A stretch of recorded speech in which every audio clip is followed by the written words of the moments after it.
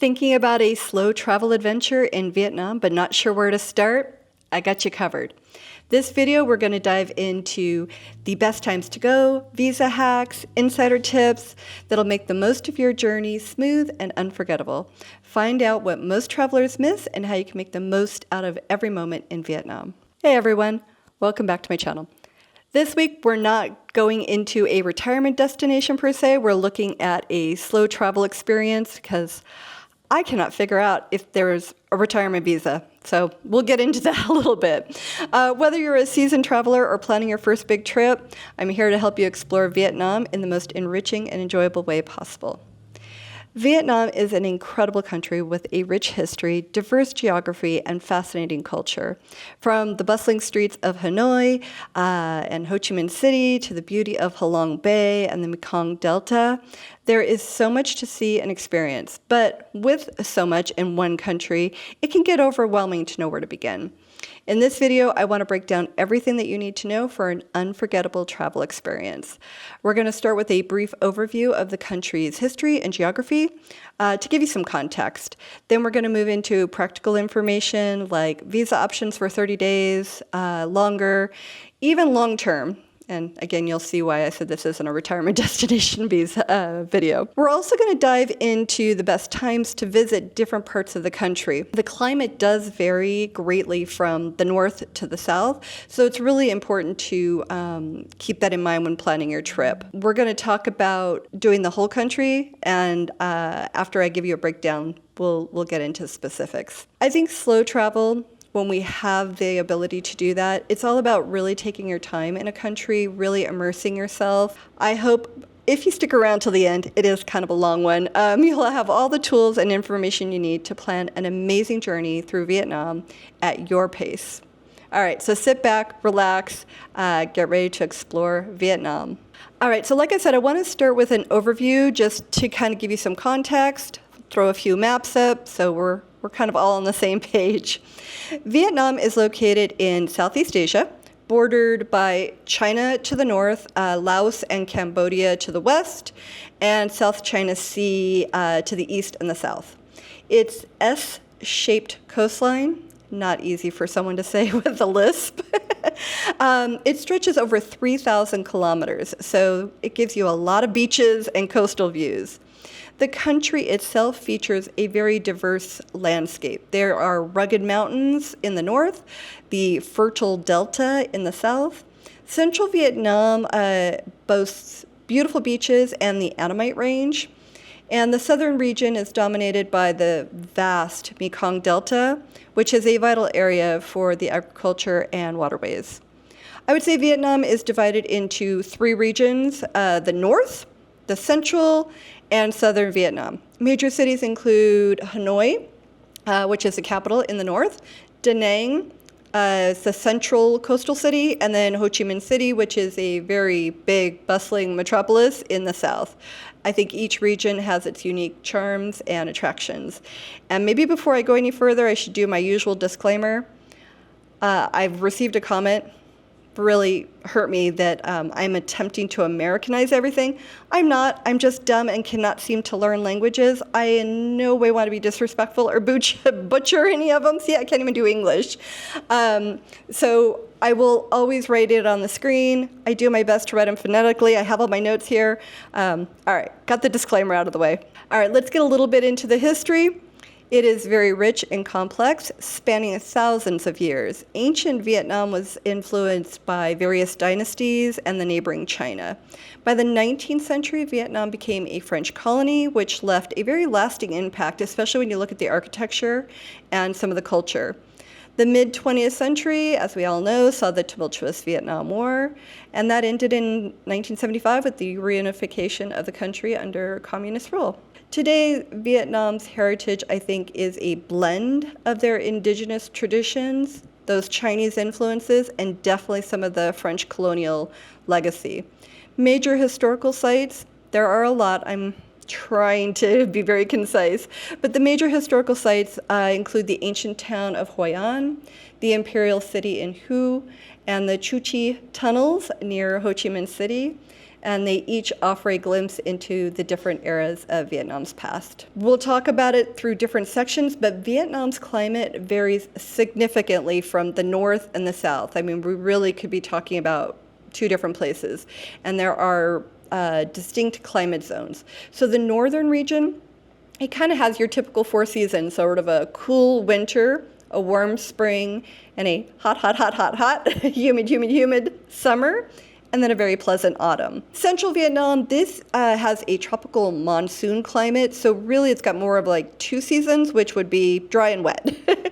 And this is including popular destinations like Da Nang, Hoi An, and Hue. The dry season is really going to be the preferable one. This is great for beach lovers, basically outdoor activities. The rainy season, particularly like October to December, really heavy rains and occasional typhoons, so something to keep in mind as you're planning. And then when we get down into southern Vietnam, this is including Ho Chi Minh City and the Mekong Delta, it has more of a tropical climate, and I would say it's still kind of those two seasons of dry and wet. The dry, again, being the preferable time to go. There's warm weather, clear skies. The rain in the south is much more like kind of that daily rain, but maybe doesn't last as long, so not quite the same as what we're seeing in the other region. As you can see, the best time to go to Vietnam really depends on the region that you're going to go to. If you're planning a month-long trip like what I'm suggesting, where you're covering the whole country, I'm going to go with the month of April. The weather is generally pleasant across all regions. You're going to avoid the extreme cold in the north, the heavy rains in the central and southern areas. So really you can enjoy all of Vietnam if you're choosing a month right there, like in the springtime. All right, so let's start talking about visas. This is really important, right? If you're trying to have a very smooth trip, and so I want to give you a couple of the options that I found. First up, we're going to talk about the 30-day tourist visa, probably the easiest one to get through the e-visa, and hopefully that's popping up on the screen right now. You can apply online through the official Vietnamese government website. It costs around $25 and is valid for 30 days with a single entry. The application is really straightforward. You fill out the form, you upload your photo, your passport copy, wait, it's about 3 days, and then once it's approved, you're going to get a PDF that you can just show when you arrive. Pros, super convenient, quick. Cons, I will say it's only 30 days if you have the ability to be there longer, and the single entry, which might be the bigger one if you're looking to kind of go in and out of the country. If you plan on doing that leave and re-enter, this might not be the best option for you. So let's talk about another option.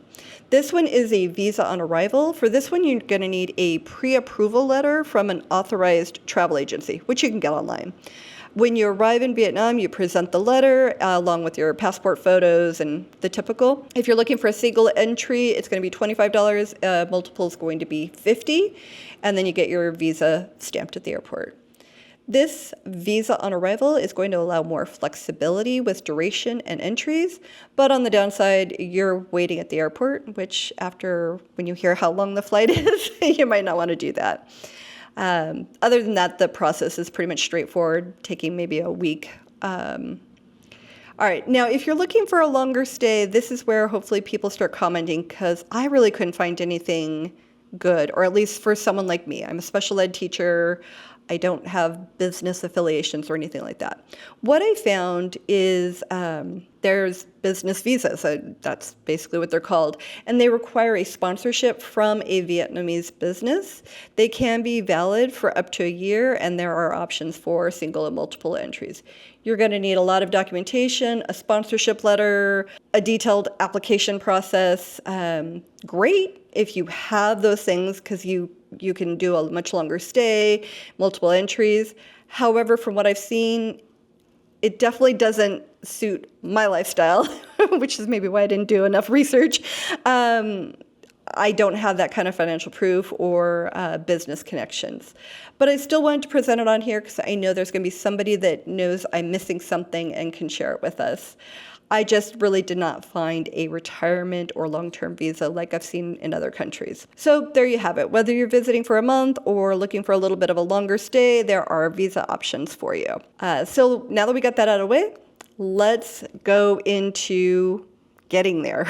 There are a few main entry points, so let's talk about that. There are 3 that you're likely going to fly into. And again, I don't intend to only address Americans, but that's what I am, so that's what I learn. But there is Noi Bai International Airport, that's in Hanoi. Tan Son Nhat International Airport, that's in Ho Chi Minh City. And then Da Nang International Airport in Da Nang.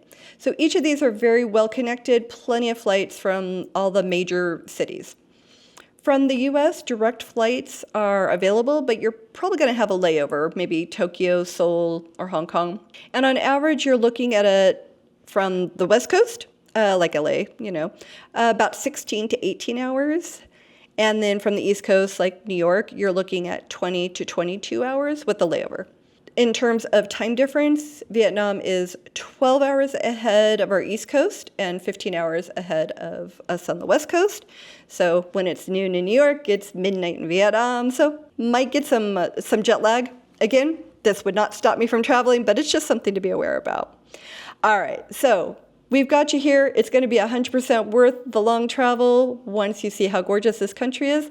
So let's start off in northern Vietnam. We're going to focus, I know there's lots of places in northern Vietnam, but for the purposes of this video, we're going to focus on the city of Hanoi, the stunning Halong Bay, and the landscapes of Sapa. In Hanoi, this is the capital of Vietnam. Getting around, super easy. And I'll just say now, so I don't bore you with a lot of numbers, basically everything, if you're an American traveler, is going to be very affordable in comparison to what we're used to. So I will give you a few numbers. I will definitely get the current currency exchange rate on the screen. But I just wanted to say that because I can just kind of go over numbers and they get really boring. Just know that it's going to be much easier to budget for someone here than, like, I don't know, Iceland. Okay, so getting around, there are public buses. These are very cheap, about 7,000 Vietnamese dong. This is about 30 cents a ride, and that covers most of the city. And then there are taxis and ride-hailing apps like Grab, which is very convenient, and a typical ride within the city is going to be about 50,000 to 100,000, or like $2 to $4. Or you could take a cyclo. It's kind of like our pedicabs that you might see, and that might be a nice ride through the old quarter. When it comes to accommodations, I sort of saw everything. I'm not willing to do hostels anymore if I can avoid it. That's something I did a few decades ago. I don't know that my back or having 12 other friends in the room with me, but if you're still up for it, one, yay you, and let me know in the comments because that's really impressive. But super, super cheap. We're talking 150 to 300,000, so like $6 to $12 a night. There are plenty of mid-range hotels. This is going to be more like 25 to $50 a night. And I did find some luxury hotels kind of in the 100. I'm sure you can find even higher, but plenty. Airbnb is a great option. Not for the way I'm looking at doing this trip. For me, what I have found is if I'm not staying in one place for more than 2 weeks, the fees, like the service fees, the cleaning fees, Airbnb just isn't working for me unless I'm really staying for a long time. However, if that's you, awesome. There's plenty of options for that as well, and it's going to range from 17 to $50 a night, depending on what you're looking for and the amenities and all that kind of good stuff. Plenty of options. All right, so let's talk a little bit about Hanoi, actually experiencing it. I am going to describe this as a beautiful contradiction of old and new. There are centuries-old traditions right next to the modern life.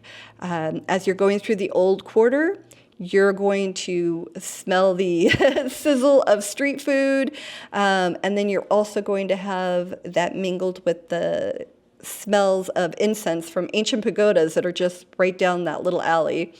The streets are very alive, very busy. There are motorbikes, vendors, everything from fresh produce, handcrafted souvenirs. You're going to find it all on the streets in Hanoi. If you walk over to Hoan Kiem Lake, this is much more peaceful, get a little bit of serenity from the bustling city, and this is the heart of Hanoi. It is a very popular spot for locals, especially in the early morning. You'll see a lot of people practicing Tai Chi. And I'm not quite a get up at dawn sort of person, but I do like early mornings.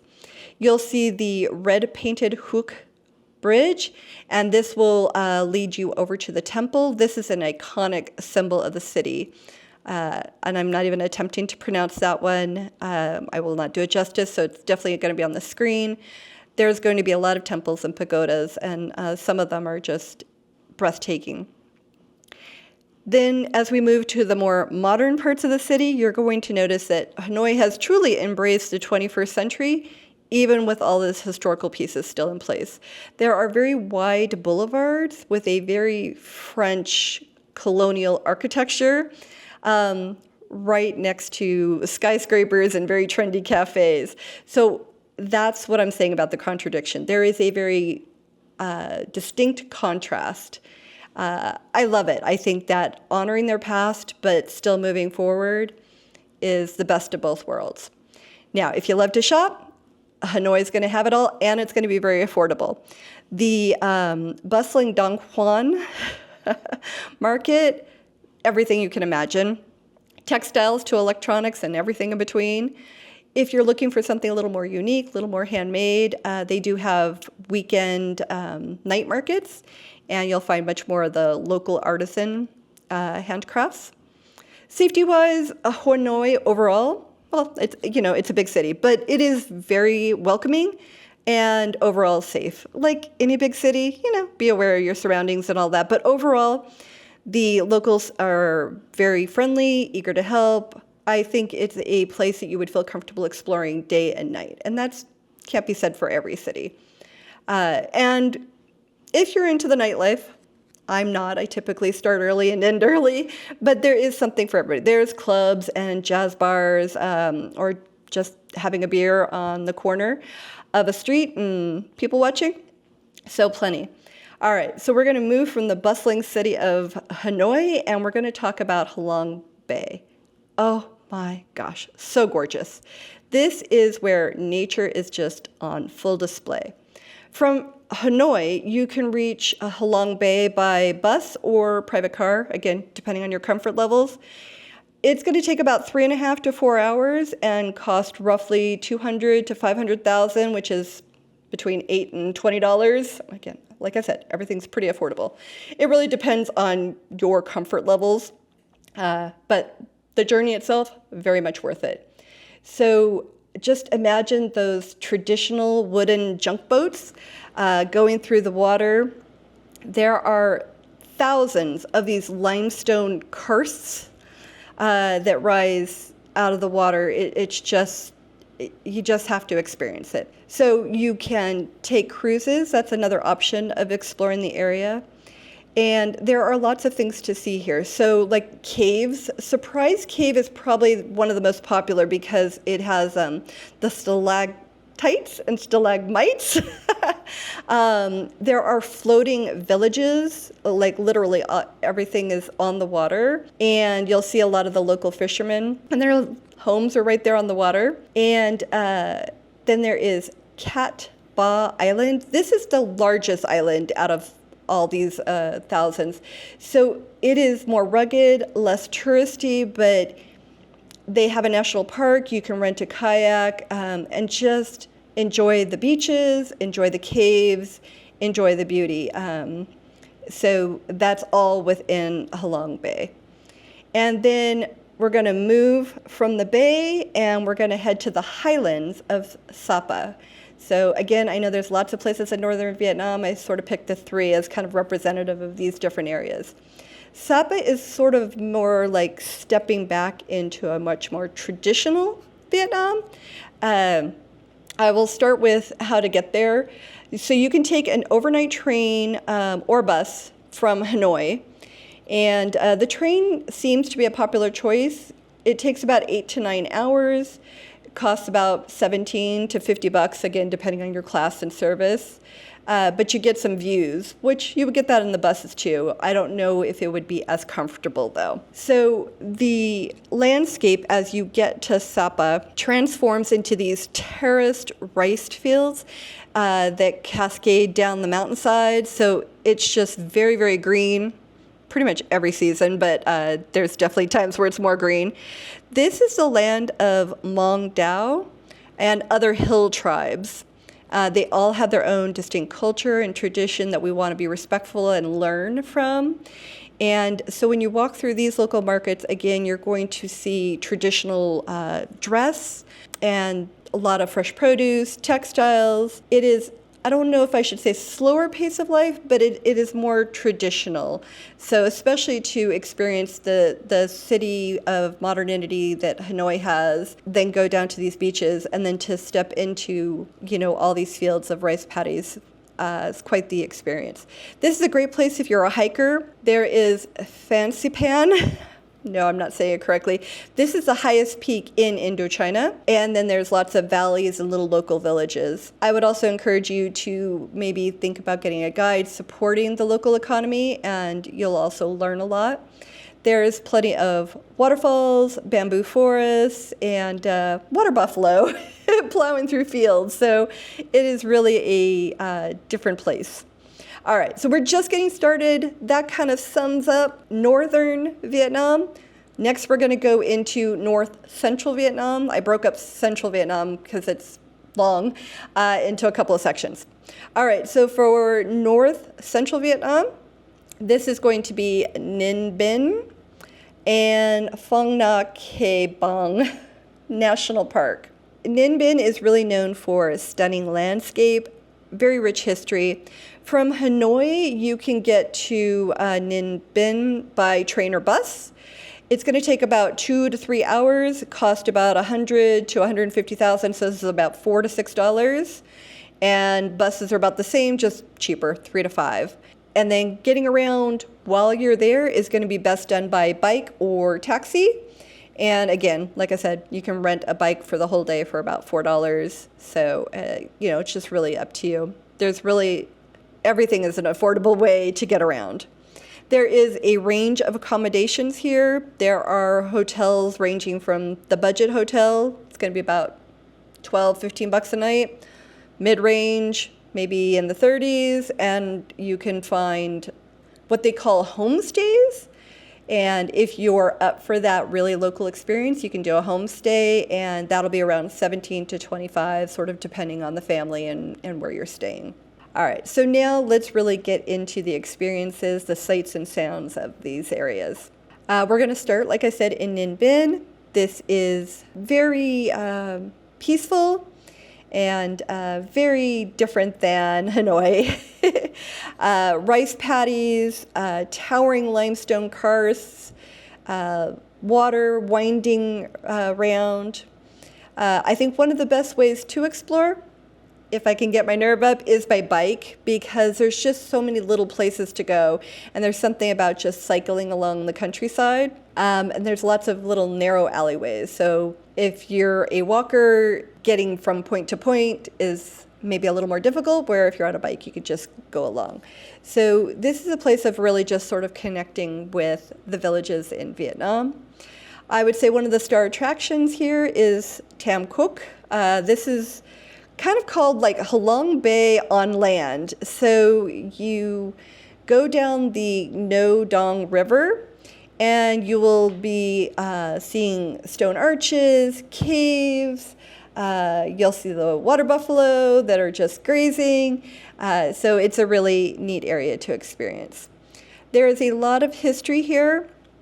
The ancient capital of Hoa Lu. This offers a glimpse into that history we talked about earlier. There are some crumbling temples, pagodas. There's also Bai Dinh. This is the largest Buddhist temple complex in Vietnam, all of Vietnam. And as you wander those grounds, you're going to have that smell of the incense, the sound of monks chanting. This is a very religious place, obviously, so there's a level of calm and peacefulness, but it's also beautiful in terms of architecture and something to see. All right, so after Ninh Binh, we're going to head to the national park. This is about 7 or 8 hours by bus or train. So again, this is a long travel trip, but You pick and choose from it. So we're looking again, $25 maybe for the train. It is long, but it's also very scenic. So that's just something to keep in mind. So Phang Na, I'm sure I'm not even close. This is a UNESCO World Heritage Site. This is a haven for adventure seekers. It has a vast network of caves, dense jungles, towering limestone cliffs, just a place to really immerse yourself in nature. There's plenty of hiking, walking through forests where, you don't see a skyscraper. All you hear are the birds. Everything is green. It's the jungle. I think it is a beautiful, unfiltered, natural experience that we need to have amongst all these other pieces. The caves are what really stand out and what most people go for. Some of the largest and most spectacular in all of the world, not just Vietnam, are located here. They're very large in terms of chambers. So I went to university in New Mexico, and we had Carlsbad, and that's been my only experience with caves up until traveling more. So this is so much bigger and so many more, just an amazing experience. If you are up for challenges like major treks, hikes, there is the Hang In Cave. I'm going to put it on the screen. And this isn't an ordinary hike, but it is something you can plan for if this is what you're into. So you journey through the dense jungle, across rivers, mountains, all leading to the one of the largest caves on the planet. And then when you arrive at this massive entrance, you get to spend the night there. So it is something that you probably will not experience anywhere else. And there are plenty of activities here if you're not going to do a deep dive into caves. There's kayaking, there's local villages to walk around. It is much more nature and adventure. All right, so we're going to move from north central Vietnam into central Vietnam. And we're going to look at the historical cities of Hue, the coastal city of Da Nang, and we're going to also look at the town of Hoi An. All right, so first is Hue. This is, again, rich culture, rich history. From Ninh Binh, you can get there by train or flight. The train is going to take you about 10 or 12 hours. Again, very affordable, maybe $50, maybe $20. It really depends on the class and amenities. Flights are super quick, about an hour and a half. And again, you can find flights as low as $40 up to $100. I think when flights are available, I would probably save a little bit of time because I will have enough train experiences, but everybody's going to carve their own path. When you're in Hue, again, it's very easy to get around. There are cyclos, there are taxis, the Grab, or renting a bike. And then there's plenty of accommodations. There are guest houses, 12 to 25 a night, mid-range hotels. So you have all the amenities and comfort, all those levels. Accommodations are still really budget friendly here. All right, so let's get into some experiences. And we're gonna start with Hue. This is a very regal, we'll call it regal. This used to be the imperial capital of Vietnam. The Perfume River winds all the way through the heart of Hue, so you can kind of always be walking along the river, and it's very green, and then you have the historic sites of the history, the imperial gates and things like that. I would say that that is probably the highlight of visiting here is the imperial city. So there is a very vast complex of palaces and temples, the gardens. There's the walls that were kind of the walls of the imperial city. And then as you go through the gates that are still there, you sort of imagine what it was like centuries ago. You can tell I'm an American that has very little history being on the West Coast. I love all of it. There is the Forbidden Purple City and Lotus Ponds. It doesn't end. There are some places along Perfume River. You could go on a traditional dragon boat and just sort of experience Hue that way on the water. You'll get a very different perspective. And then moving from Hue, we're going to move into Da Nang. This is just a short journey away. You can reach Da Nang by bus, train, or private car. Whichever one you do is going to take about 2 to 3 hours. And you do travel through the scenic Hai Van Pass. So, even when you're traveling, you're still seeing a lot of the scenery. It is considered one of the most beautiful drives in the world. So that helps for the 2 and 3 hours is that you're seeing these parts of Vietnam that are just gorgeous. And again, the cost is going to depend on which one you choose, but I would say the highest you're going to get is about $20, if you're going with the most comfort. All right, so this is a very coastal city. There is modernity, but you still have the beach vibe and the nature. There are skyscrapers here, but there are also ancient temples and the beaches, and everything in between. There are a few beaches. We're not going to get into specific ones, but they're all gorgeous, blue waters, white sands. And so you can play a game of volleyball, walk along the shore, maybe just relax after all this traveling. It's really gorgeous. The city, again, I don't think you're going to get away from the culture and history, or at least in this particular video, because those are the things that I absolutely love. The Marble Mountains. This is a cluster of 5 marble and limestone hills, and there are little hidden caves, ancient pagodas, and you get a view of the city. So as you're climbing those stone steps, you're getting a view of all of that. And it is absolutely gorgeous, and the architecture is breathtaking. Back in the city, the Dragon Bridge. This is a must-see, especially at night. It's all lit up, and on the weekends, the dragon, this is not something I've ever seen, this is just research, but the dragon supposedly breathes fire into the night sky. I definitely want to experience that. So I think that is a summing up Da Nang's sort of modernity, ambition, along with its historical roots. I haven't mentioned food in a lot of places, and I just had it in my notes here that there's lots of seafood in Da Nang, and I realized I haven't really talked about food anywhere.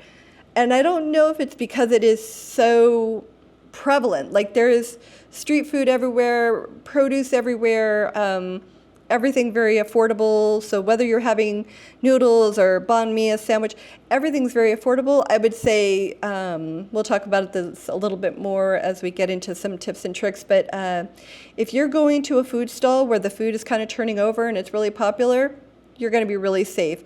No matter where you go, though, you're going to stick with bottled water. The tap is just not something. Remember, our little bugs in our tummies are used to what we have here, not used to what they have there. So, but anyways, plenty of great food, very affordable. All right, so we're going to go from Da Nang to Hoi An. This is only 30, 45 minutes by car or bus, and $4 to $8. So we're going to go very, very historical now. So Hoi An is kind of storybook, right? This is what we would picture if we were thinking about something from the past. So very narrow streets, they're lined with lanterns, so it gives it kind of that yellow washed coloring, centuries-old buildings. So it's just wandering through this town. It is very well known for its preserved ancient town. It is a UNESCO World Heritage Site, and it gives you that view into ancient trading history of Vietnam. The architecture is a mix of that sort of Chinese influence we were talking about earlier, so Chinese temples, Japanese merchant houses, to the French colonial buildings, and it is very well preserved, just absolutely gorgeous. So you're stepping back in time. If you're into history, architecture, any of those things, Hoi An's going to be one of your favorite places, I'm guessing. If you go, let me know in the comments. All right.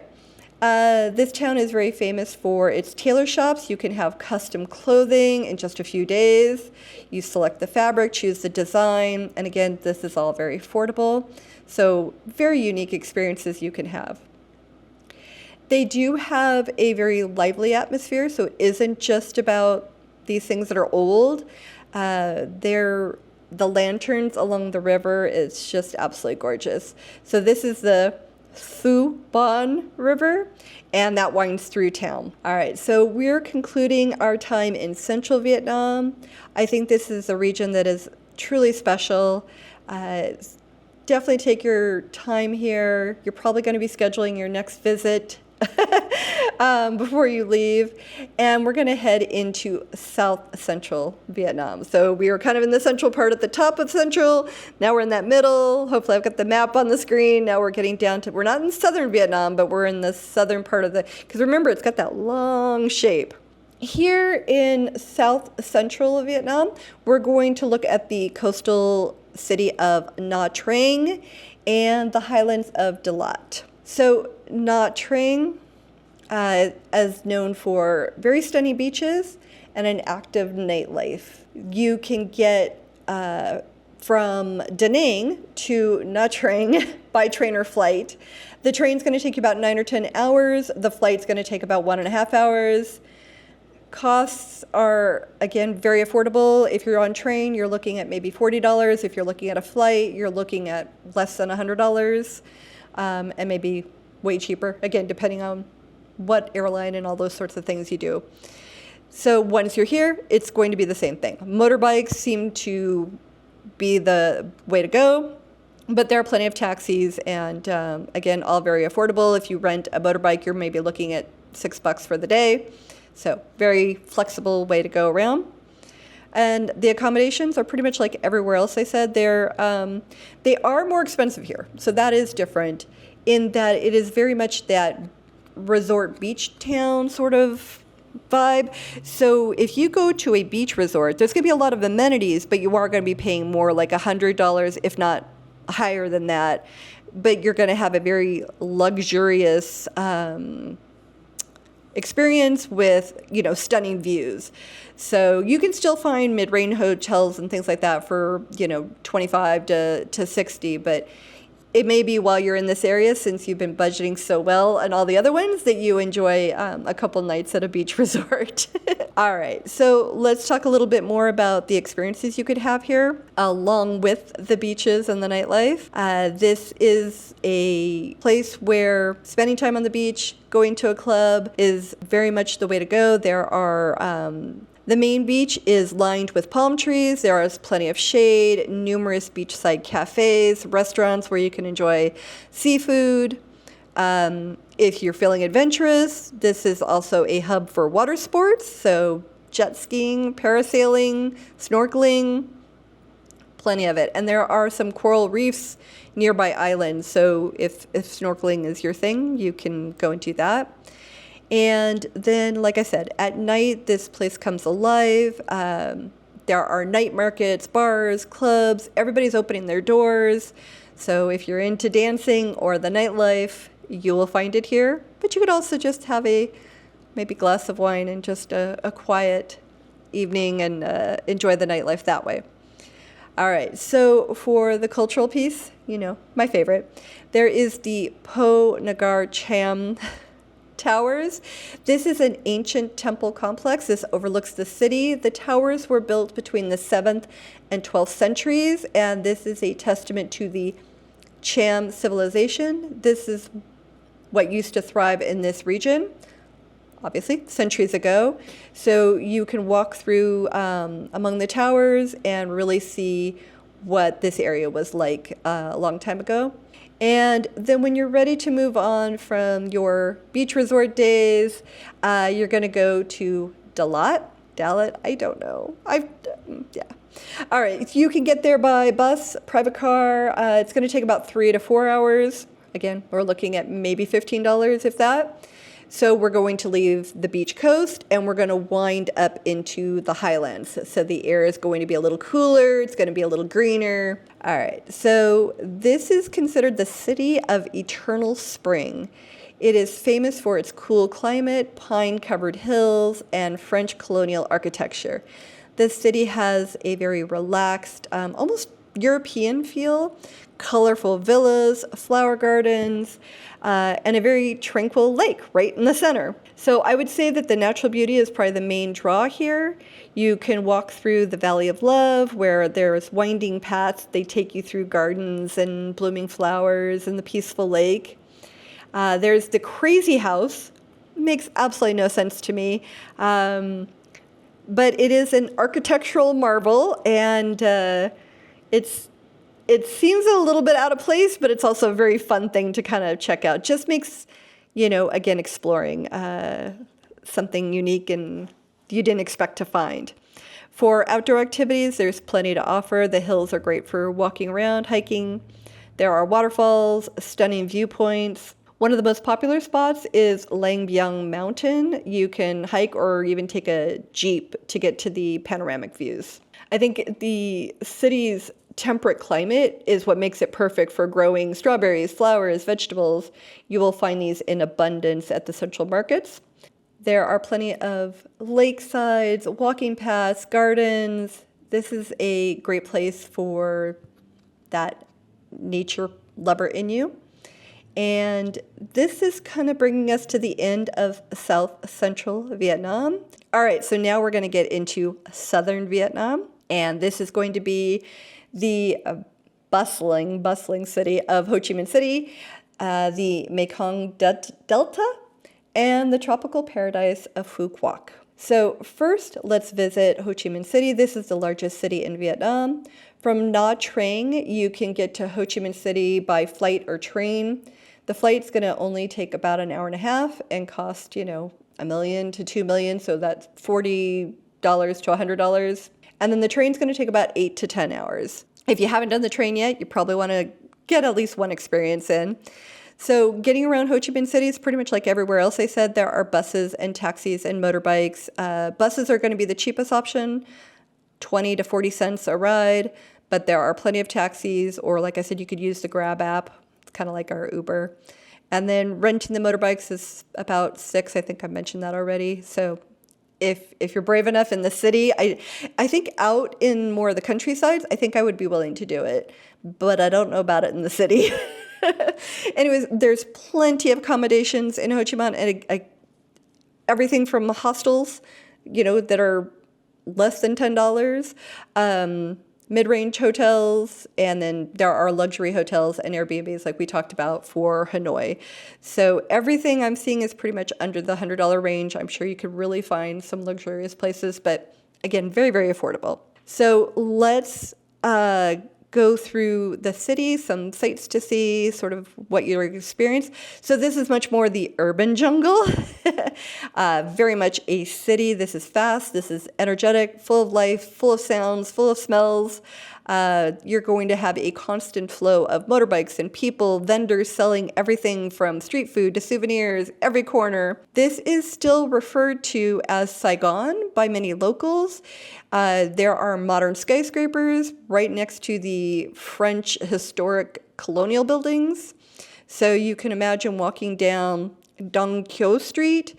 There are going to be chic boutiques and cafes, and then they're all in preserved, beautiful colonial era structures. The Notre Dame Cathedral Basilica and the Central Post Office are must-sees because it really gives you that glimpse into the past. And there is a lot more in the city because it is a big city than just the history. The Ben Thanh Market, this is a great example of new, current, and old. There are handcrafted goods, there are produce, there are local delicacies, clothing. It is a market in sensory overload, let's put it that way. There is a lot of history tied to the Vietnam War, the sites of the War Remnants Museum and the Chu Chi Tunnels. This offers a much more sobering, but I think important look into the country's past. You can walk through these sites and you can gain a deeper understanding of the resilience and strength of Vietnamese people. All right, Ho Chi Minh City at night, as you can imagine, has a very active nightlife. So whether you're looking for a rooftop bar with a panoramic view, or you want to dance the night away, you will find a club that meets your needs. There is plenty, like I said, of street food. You're never going to go hungry here. After soaking in the city's energy, we're going to slow back down and explore the beauty of the Mekong Delta. You can reach the Delta by bus or private car. From Ho Chi Minh City, you're looking at 2 to 4 hours. And the cost, again, very affordable, $4 to $13, depending on the mode of transportation. The Mekong Delta is a world away from the hustle and bustle of Ho Chi Minh City. Here, life moves at a slower pace. So as you go down the Mekong River in a small boat, you'll be surrounded by lush greenery, sounds of nature. The waterways are a maze of rivers, swamps, and islands, and the traditional wooden boats are still passing, carrying by everything from coconuts to rice. I think one of the most memorable experiences you could have on the Mekong Delta is visiting the floating markets. Kai Rang is the largest and most famous. Early in the morning, the river comes alive with all the boats selling fresh produce, flowers, hot coffee. It's very lively, colorful. Vendors are calling out their wares, paddling from boat to boat. It's an experience like no other. The Delta is also sort of dotted with small villages where you can get a glimpse of local life, and I think that makes all travel worthwhile. And then from the Delta, it's time to head to the tropical paradise of Phu Quoc. You can reach Phu Quoc by flight from Ho Chi Minh City for about 1 hour, I think is the flight. And this is going to look at $40 to $100. And then as your plane descends, you're going to see the island's waters and sandy beaches. So it just gives you a little preview of what's up. So Phu Quoc is Vietnam's largest island, and it is a true tropical getaway. The island is known for stunning beaches, very clear blue waters, and a very lush interior. So whether you're on the beach, enjoying the warm water, sitting beside a palm tree. It's very tropical and just an absolute paradise. There's a lot more here than just sitting on the beach. This is also home to Phu Quoc National Park. You can hike through forest, listen to the sounds of wildlife. There are waterfalls, a lot to see. I think one of the most exciting experiences in Phu Quoc is the Han Tom cable car. This is the longest sea crossing cable car in the world, not just in Vietnam, in the world. So as you are in the cable car, you're going over the water and it gives you a panoramic view of everything. It is a very breathtaking ride and it gives you a very unique perspective on this region. I think there is a lot to see here, from kind of a European vibe with some of the buildings, to the cable car, to the waterfalls. An amazing place to sort of wrap up our trip and ending our exploration of southern Vietnam. All right, so I know this is a long one. I don't know if anybody is still watching. If you are, please subscribe.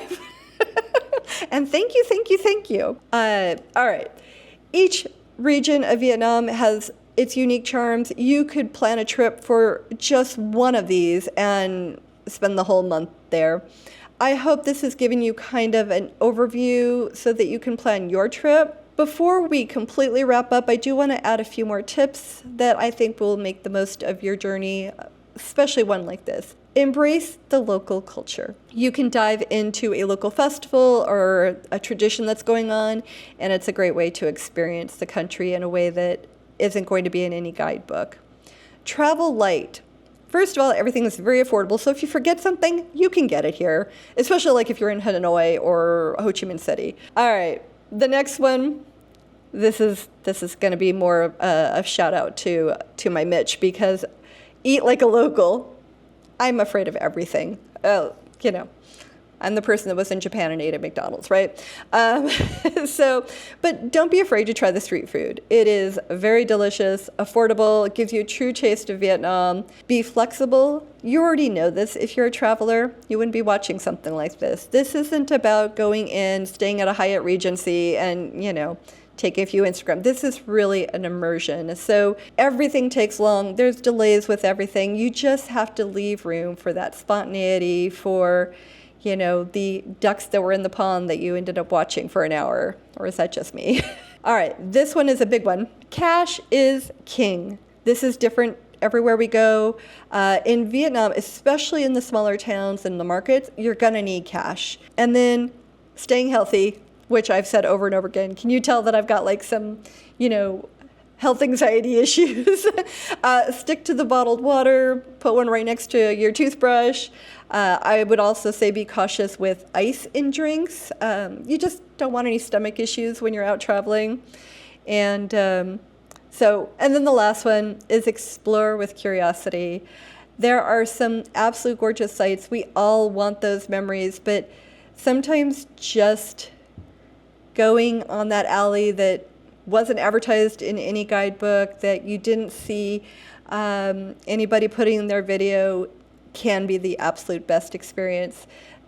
Places like Hanoi's Old Quarter, every area is done by like an old trade. There's just so many things that aren't getting into videos because there isn't a great piece of B-roll, but that is what travel is about. So, you know, I've rambled for way too long, but take the little pieces and then go do your research and go explore. Stay curious. Thank you. I doubt anybody is still watching. Hey, Mitch. I really appreciate it. If you found any of this helpful, maybe give it a like. I'd love to hear your thoughts. If you know anything about visas, share so we can all learn. As always, thank you so much for taking the time to watch one of my videos.